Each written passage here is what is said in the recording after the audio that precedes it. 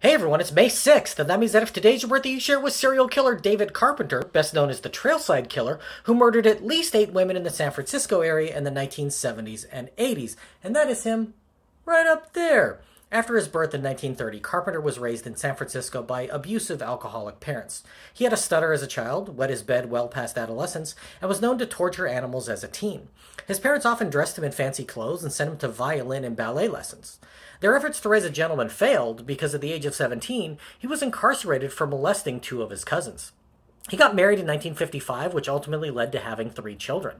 In 1960, Carpenter attempted to kill a woman with a hammer and knife on a military base, but luckily a military policeman heard her cries for help and was able to shoot him in the abdomen and leg. Interestingly, that woman was Lois Rinna, mother of future soap opera star and Real Housewife Lisa Rinna. He was sentenced to 14 years for the attack and was released after spending 7 years in prison, during which time his wife understandably divorced him. After his release, Carpenter kidnapped and raped 4 different women in the span of a week in 1970 and was again jailed, getting paroled to a halfway house in 1979, at which time he became a suspect in the Zodiac killings.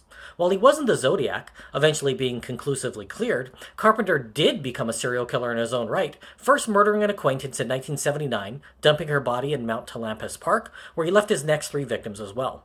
In 1980, bodies started turning up, with 4 of them found in the same weekend, all having been shot with a bullet to the head. A media frenzy ensued over what were dubbed the Trailside Killings.